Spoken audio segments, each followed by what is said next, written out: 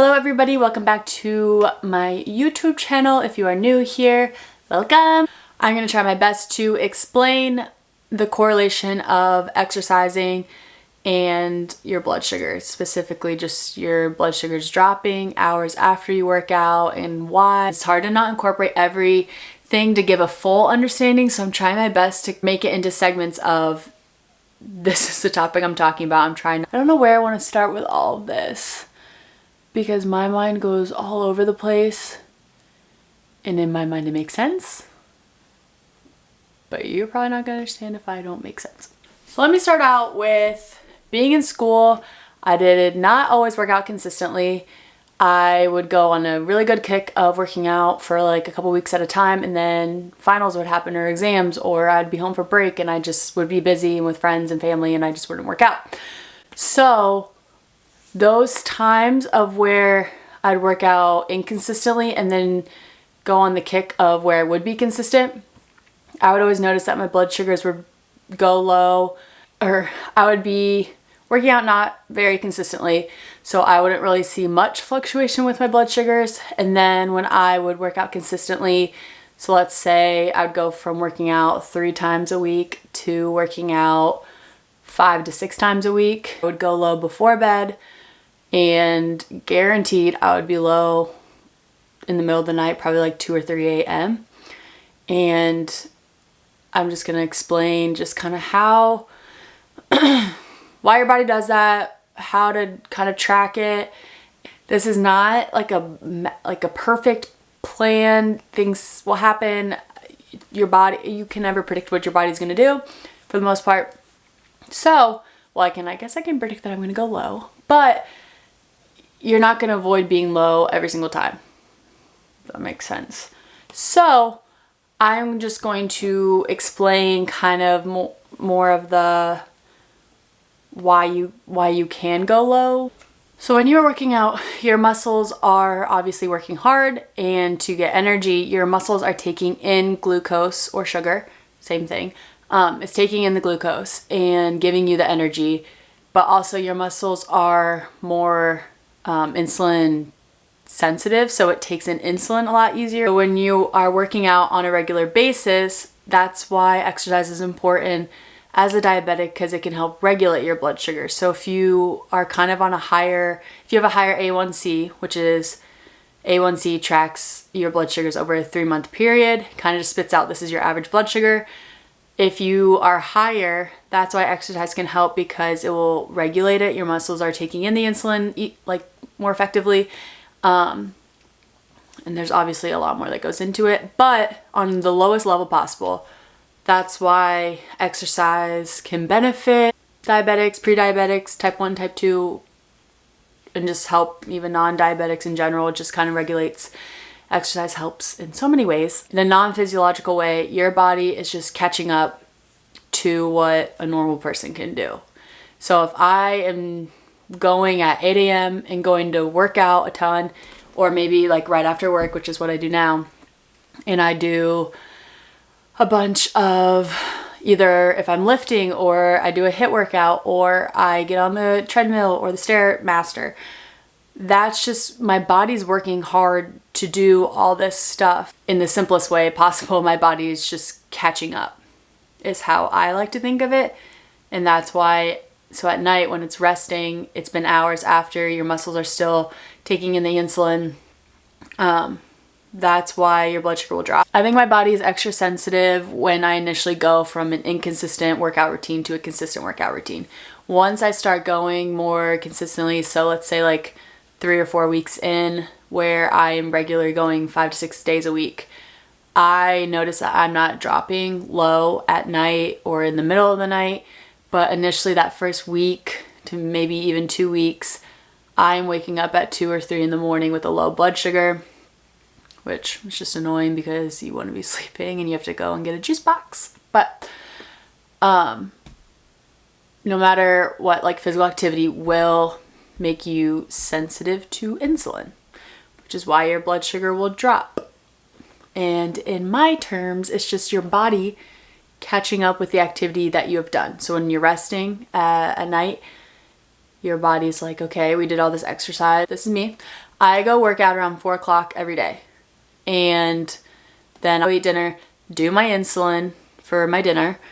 And because it's more sensitive to insulin and taking that in, I'll wake up at 3 a.m. and be wide awake and realize, okay, why the heck did I just wake up and I am ready? Like, I could start the day right now because I'm so awake, I would not fall back asleep. And I recognize it, and then give me a couple seconds and the low symptoms start kind of kicking in. So I'll treat my low, but after that, I guaranteed I will stay up for another 20 to 30 minutes because I just am wide awake from being low. I don't really know why. Maybe it's just my body being alert, and maybe it's like taking in whatever I gave it to correct my low. I don't know. But when you go low in the middle of the night, that takes up at least like 40 minutes of sleep I could have had. But it's fine. Anyway, it's all temporary in a sense, where it'll be a couple weeks, or maybe it's like I am going consistently and then I just have a week. I don't understand it. Nothing's ever really that consistent with diabetes. You can manage it as the best you can, but you're always going to have ups and downs to it. So even if I do go consistently, I might have a couple nights or even a full week where I'm just going low constantly. It doesn't have to be at 3 a.m. It's all throughout my work day and it just keeps dropping. Or reverse, it just keeps going up.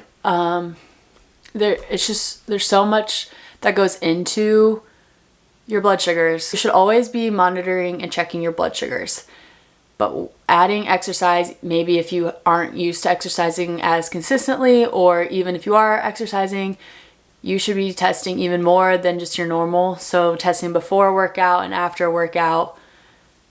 I don't always do that.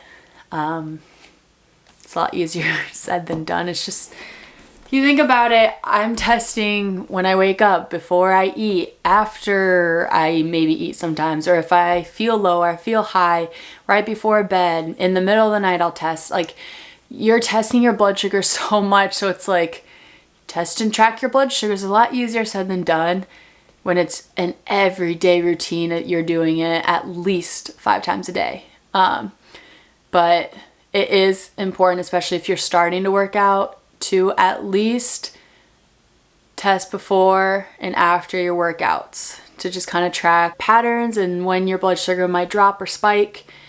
It will help a lot, and you'll be able to kind of just be more in tune with your body of how your body's reacting to certain situations. Of you're not working out for a full week, what is your blood sugar doing? Is it going higher? Or you are starting to work out again, or you're consistently already working out, but maybe 1 week is just a bad blood sugar week and you just keep dropping. If you are testing and tracking it, it will be a lot easier to kind of pinpoint why things are happening. And again, you don't always know why things are happening. You can do as much as you can, but it's never going to be perfect. When I first started college and I was at Indiana University my first year, Indiana's campus is so spread out. We walked everywhere. And before college, I'm driving around to go to my friend's house, or I'm driving to go grab food. We walked everywhere. I didn't have a car my freshman year. We walked everywhere. And my body was constantly moving. My body wasn't used to that, and my body was trying to keep up. And when I would just like sit and relax for a second, my body would be like, you just put me through too much and I can't regulate your blood sugar, and I'm just constantly going low. And this was a lot of times it's starting back up with school. Even when I was at OSU, my one building was a mile away from where I lived. So I'd be walking at least 2 miles a day, which doesn't seem like much, but in the summer when I wasn't walking at least the 2 miles a day, kicking back into it, and on top of, I was trying to work out still. When I was at IU specifically, I just remember for the first like month, blood sugar was dropping so much. So every time I'd go to the dining halls, my blood sugar was low. So I would have to either buy an orange juice or just get a Sprite or something like to bring it up. And I was constantly doing that. And what really helped was to try and maintain my blood sugars or to try to prevent my blood sugars from dropping. Eating proteins, different types of proteins, will help your blood sugars be more stable. I'll eat a cheese stick with it, or I used to buy beef sticks, which probably not everybody's favorite thing. I think they're good. Or beef jerky, like anything with protein, yogurt. I would eat one of those along with treating my low. So treat your low, and then on top of that, like cheese doesn't have carbs. A beef stick doesn't have carbs. Putting things in, it levels and stabilizes your blood sugar. I don't really know the physiological part behind it, but I know proteins help with your blood sugar.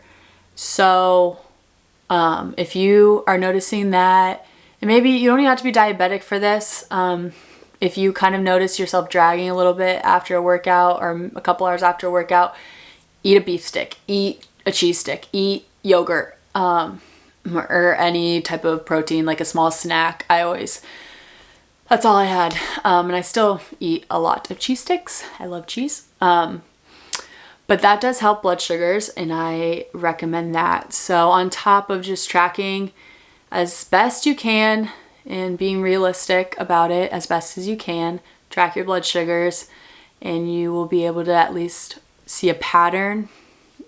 Besides the point of your body sometimes doesn't go with the pattern all the time.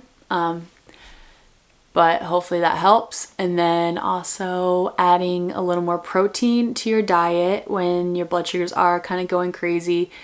It will help stabilize it, or at least aid in maybe not letting your blood sugars drop so low. But that's all I did my freshman year. Well, at least the first couple months, adjusting to walking everywhere. I ate a lot of different types of protein and drank a lot of juice boxes.